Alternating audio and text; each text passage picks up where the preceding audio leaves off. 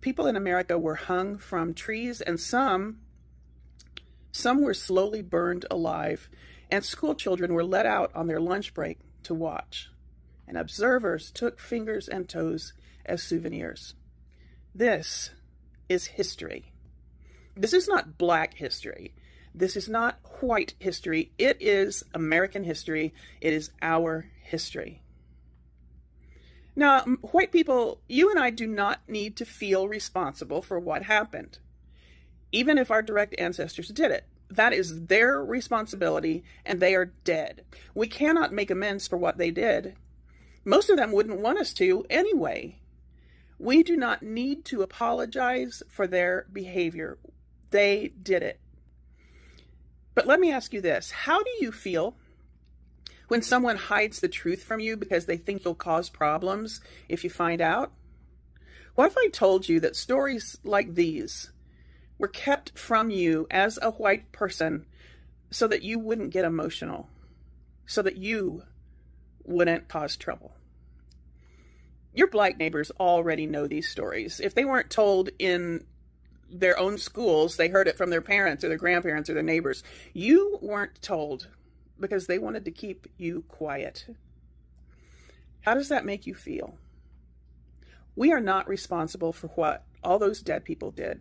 We should be disgusted, but we're not responsible for it. What we should be furious about is that the truth was edited out of our history books to make us too comfortable to object to what was done, especially in our white schools that were supposed to be so much better.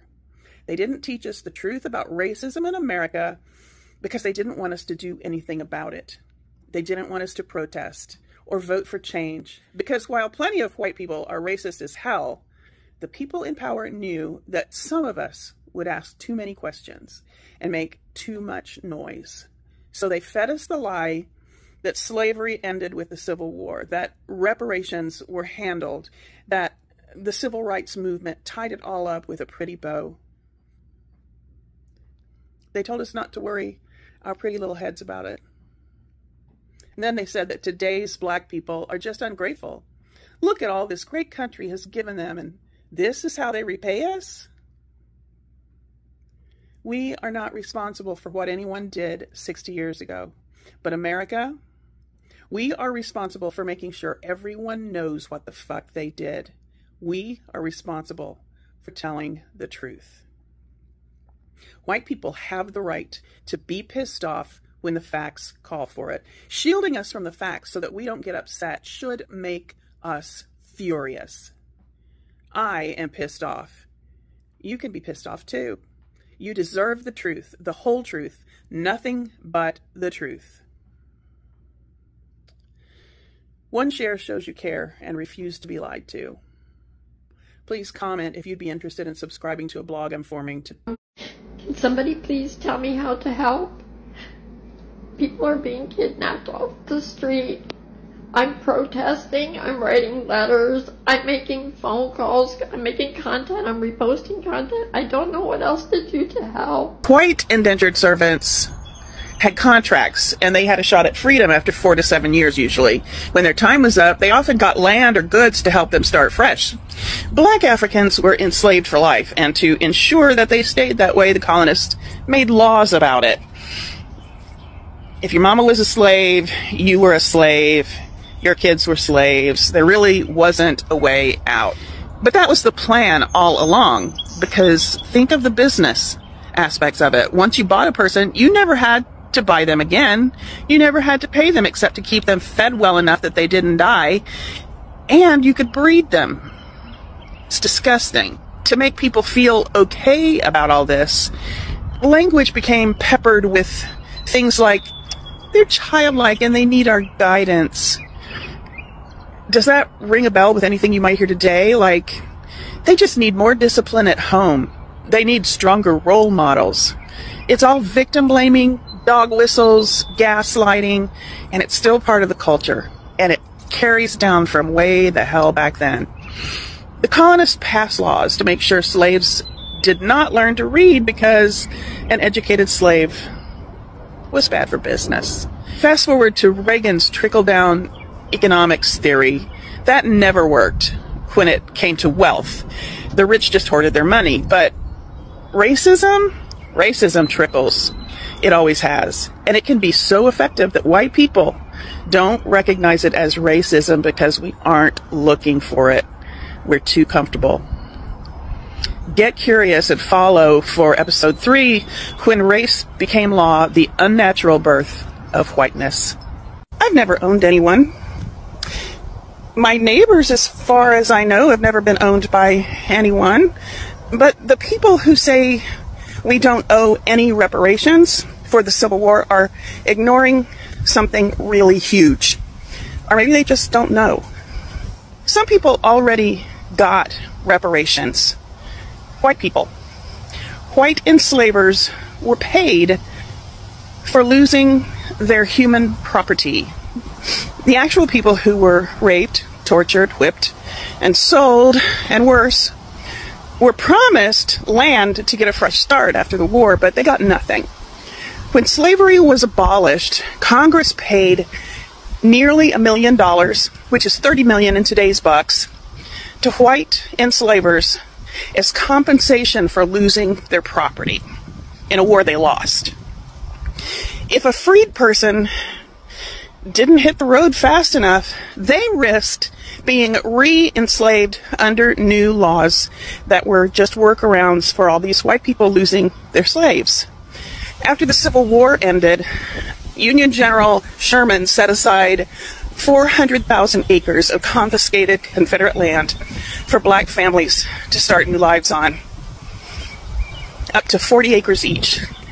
The Army loaned out mules to help them work the land. That's where the phrase 40 acres and a mule comes from.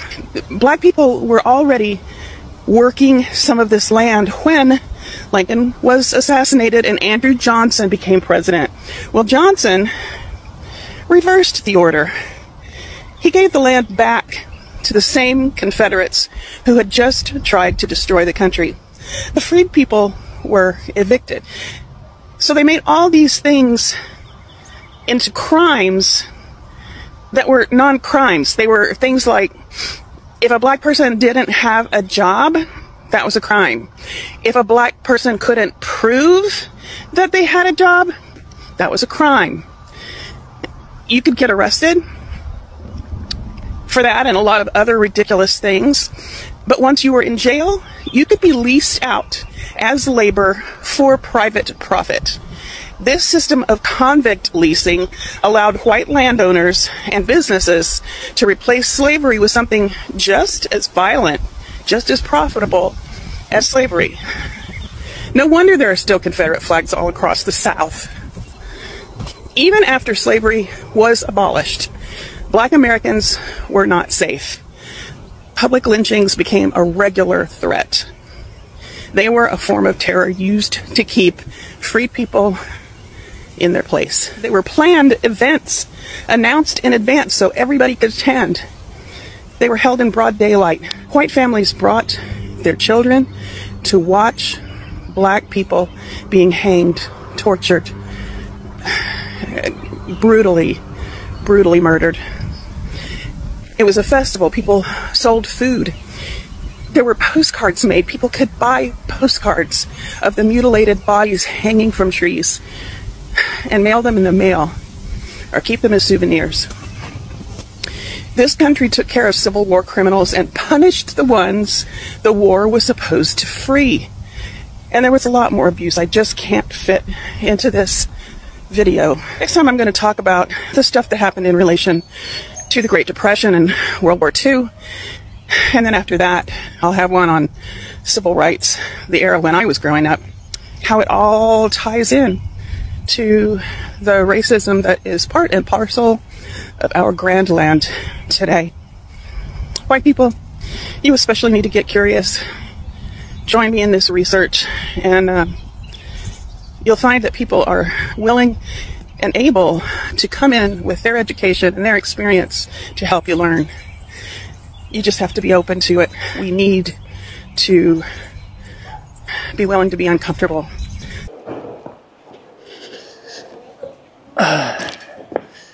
Good morning, good evening, and good afternoon, Africans. I hope you're faring well where you are, and if you ain't faring well, please fare well where you are. They say that the truth is a double-edged sword. It cuts this side and this other side.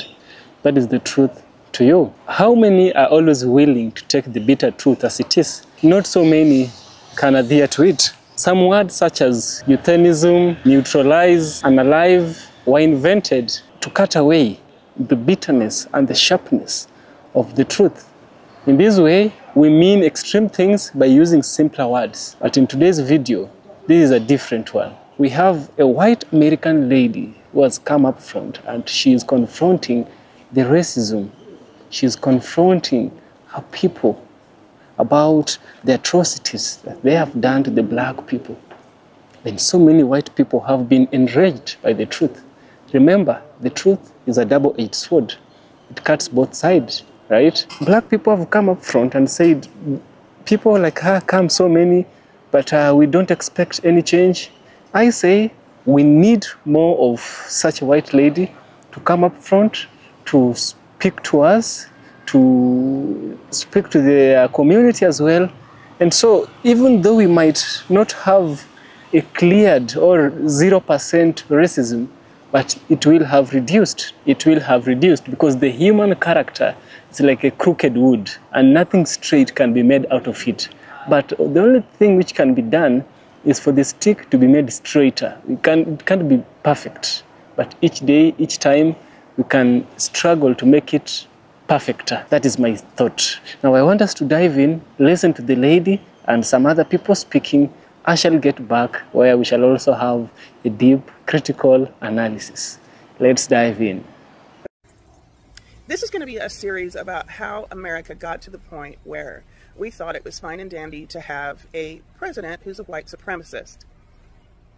Before America was even an idea, Europe had slavery, but it wasn't based on skin color yet. People were enslaved for being poor, for their country being conquered in a war, being accused of something, whether they did it or not, or practicing the wrong religion. And a lot of them were white. Chattel slavery, the kind where people are owned. If your mom was a slave, you are a slave, and you die a slave, and your kids are slaves. You don't have any property rights. You don't have any rights at all. You are property. That's the kind we're familiar with in the United States because that's the kind we had. Once colonizing the Americas got going, the Spanish and Portuguese powers already had plantations running in West Africa and the Canary Islands. They saw that African people worked hard, knew how to farm, and handled the heat well. So they told other Europeans, if you want your new colony in the United States to succeed, buy you some black people from West Africa. And they knew just where to shop. The English settlers brought the same plan when they came here in the 1600s. They didn't just want religious freedom, which is what we're always told, although that was part of it. They wanted to be rich, and free labor was just baked into the budget. Now here's the kicker. Early colonial law said Christians couldn't keep other Christians as slaves. So when some Africans got baptized, and some of them were made to be baptized by the people that owned them, so that rule about not enslaving fellow Christians got really inconvenient. So instead of freeing them, lawmakers decided, well, religion doesn't matter that much. We can make the Bible support keeping slaves. But race, that mattered a lot. You could see it. You could tell who was who. It was obvious. If they tried to run away, you're going to be able to pick out the right one and bring them right back. And that's when blackness became the reason for slavery. And that choice still echoes even without official slavery today. We still see remnants of it right through to the White House. The White House. They could have chosen humanity, but instead we got all these centuries of cruelty and a white supremacist in office in 2025, and shame on us. So I'm going to be talking about steps along the evolutionary process to where we landed today. And hopefully I'll find some ways that we could have changed it, that it's not too late to use now. Stay curious, come back and feed me any information you guys have because I love that.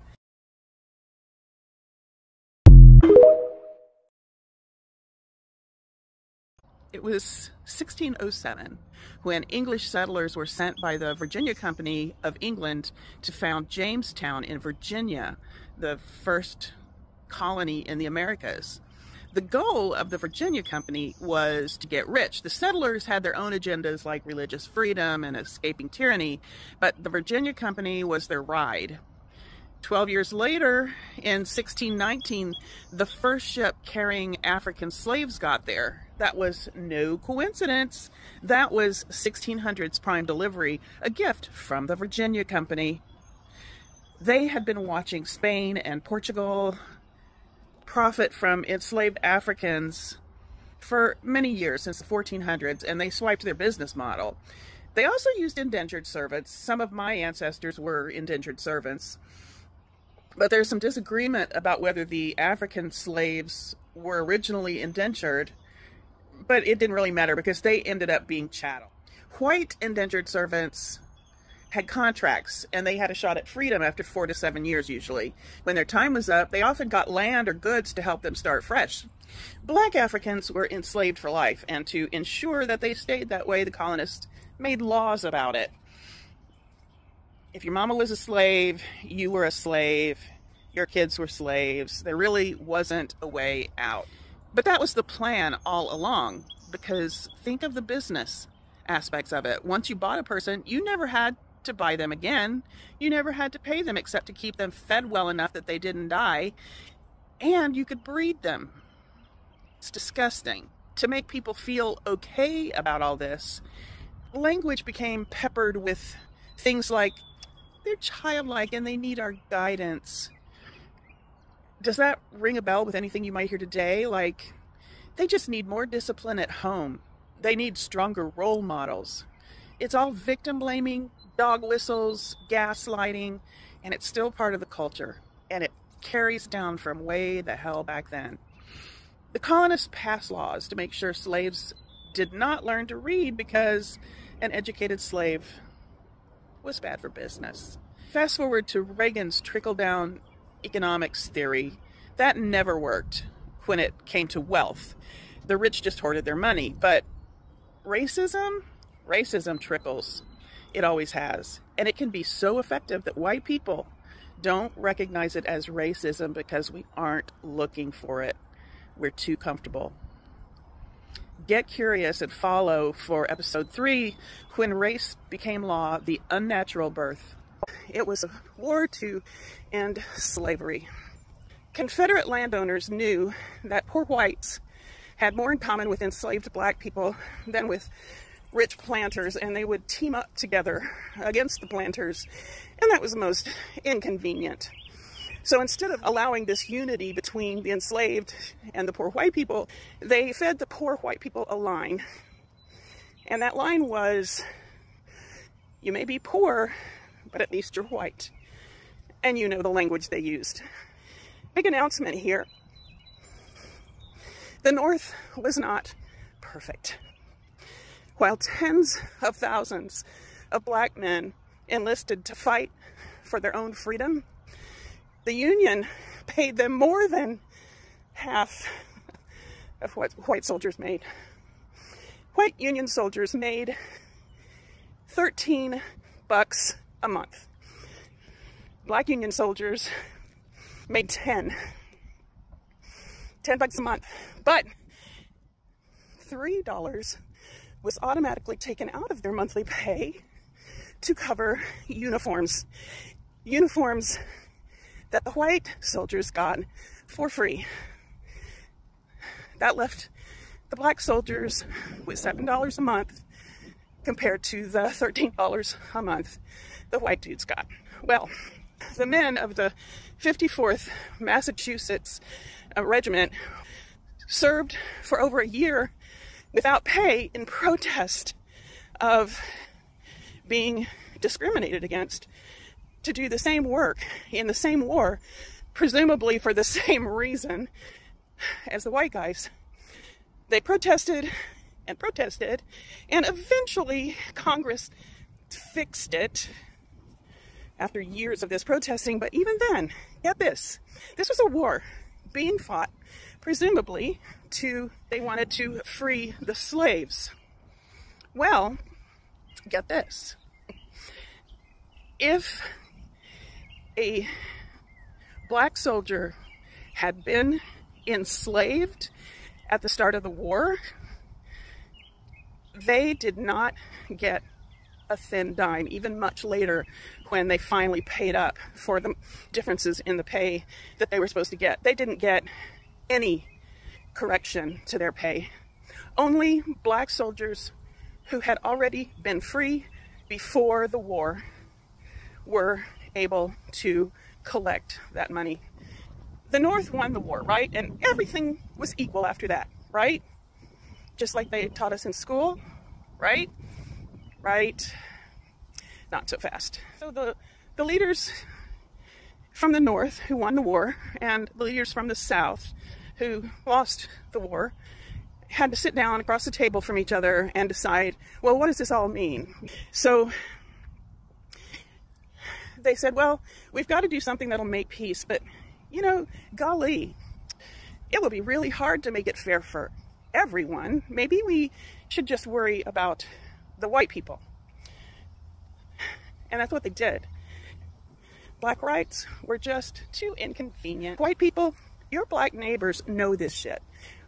We didn't have to learn it because we didn't need to, because we were comfortable and things weren't going badly for us. How convenient.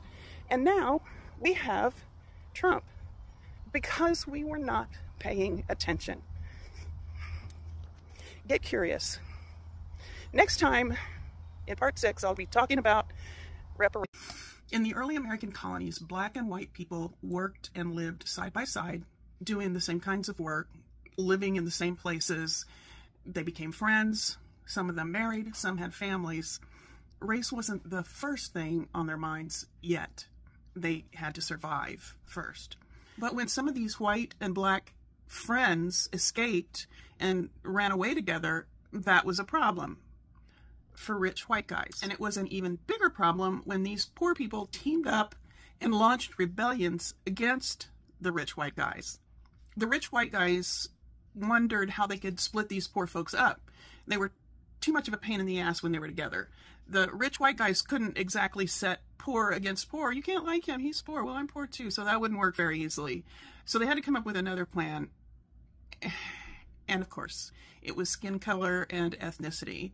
And thus, the legal racial designations for white and black became law. In 1705, the Virginia General Assembly passed the Slave Codes. These were laws that created a new legal category of white, and it made it very hard for black and white people to stay friends.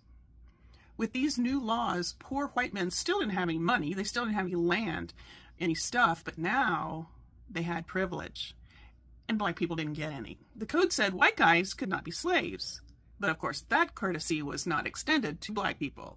They said white guys could own property, but black people couldn't. Even a poor white guy could technically own a black slave who used to be his friend. That's quite a serious wedge to drive between two people. White guys could carry weapons, black guys couldn't. But this one is completely, it's disgusting. White guys could legally beat or kill a black person and get off scot-free. Technically, if the white person was particularly brutal, they could be charged. But let's get real. They didn't even have to go to court.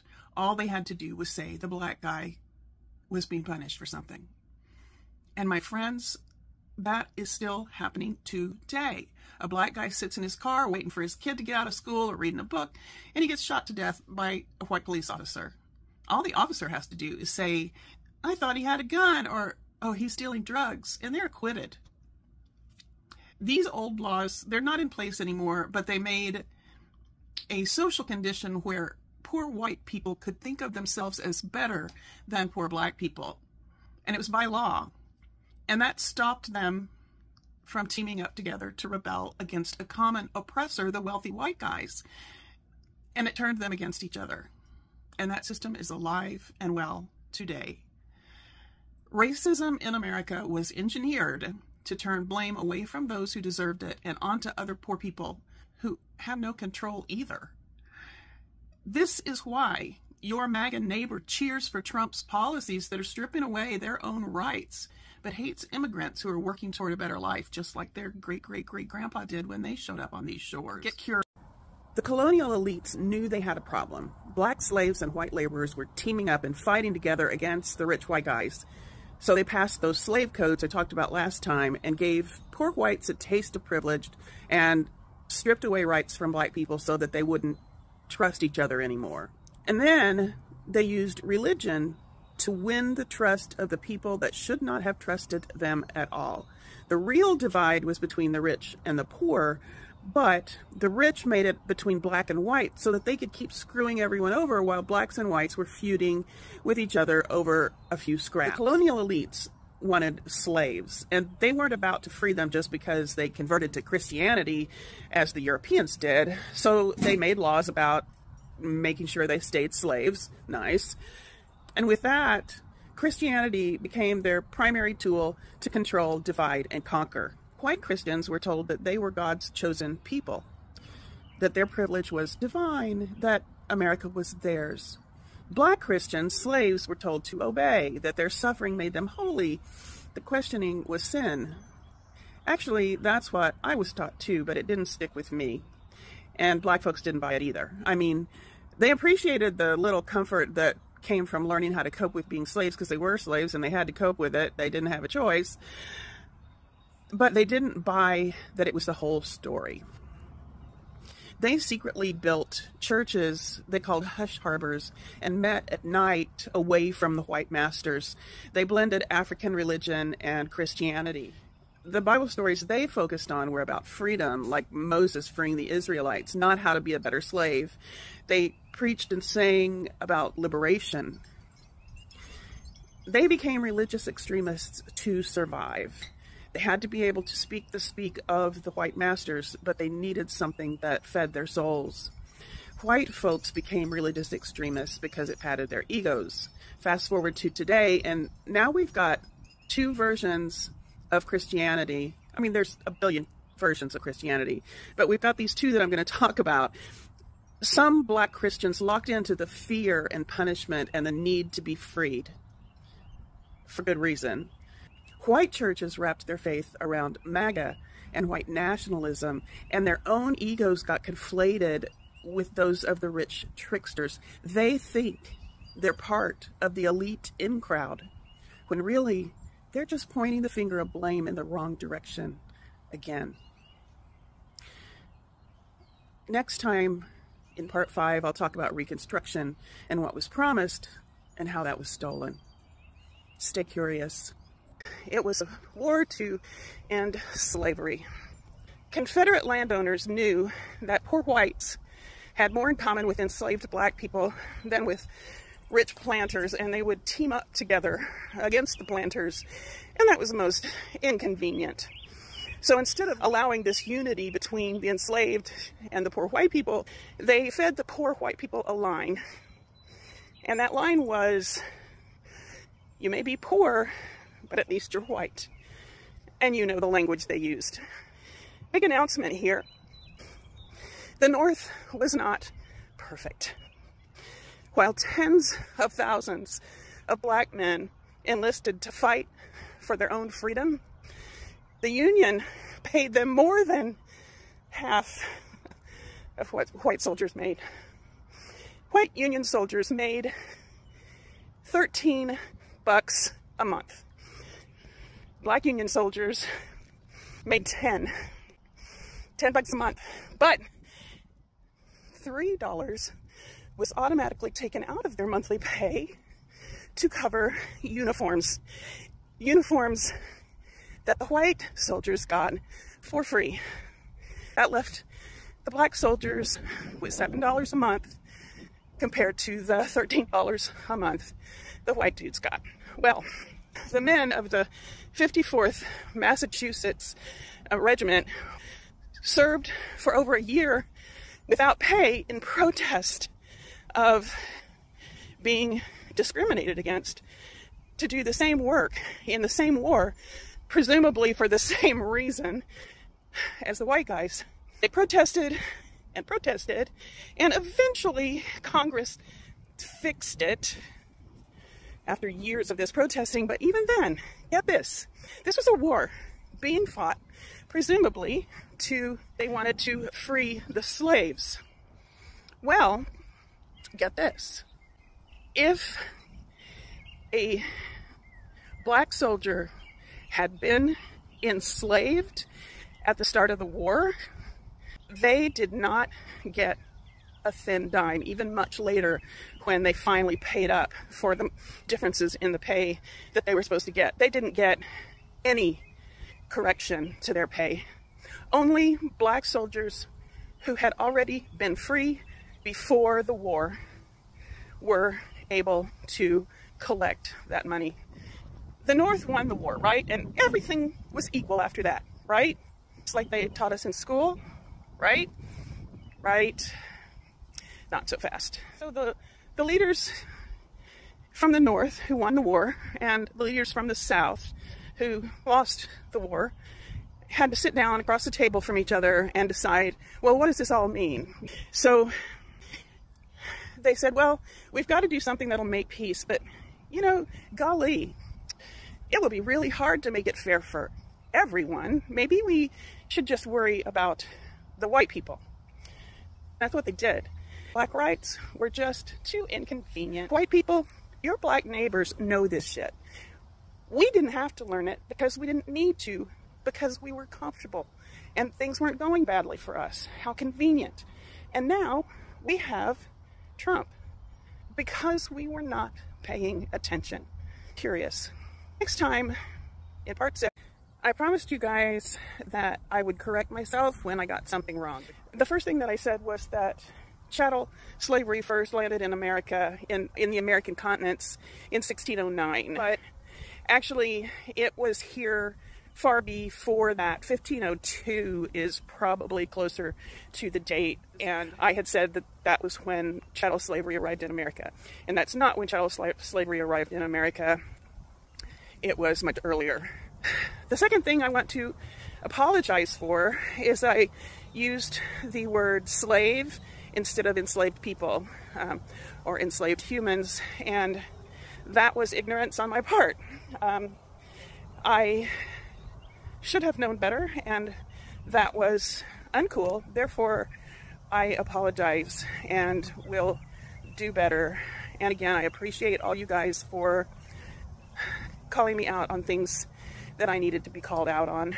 And stay tuned. I've got more stuff, and I want to expose white ignorance of the facts of the country that we made racist.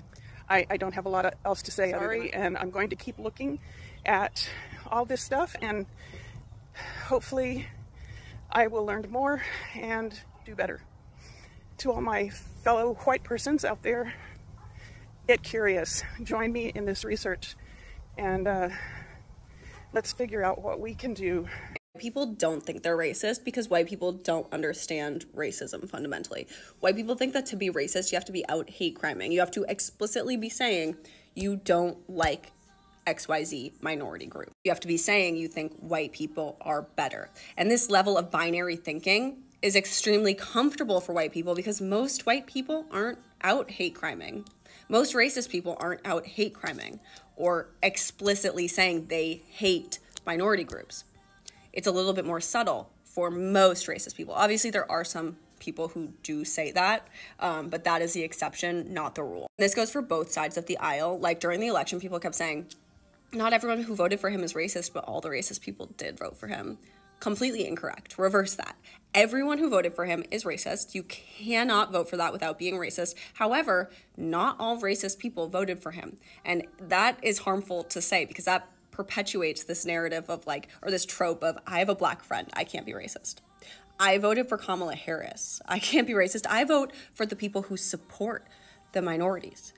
I'm obviously not racist, and I don't need to do any further work to prove that. Sophia Coppola is obviously conservative, and conservative racism is a little bit more explicit, but they don't think it's wrong, and they don't think they're racist because they know that racism is a bad word.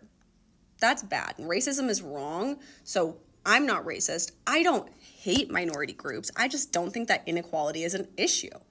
I just don't think it's wrong. I just don't think microaggressions exist, right?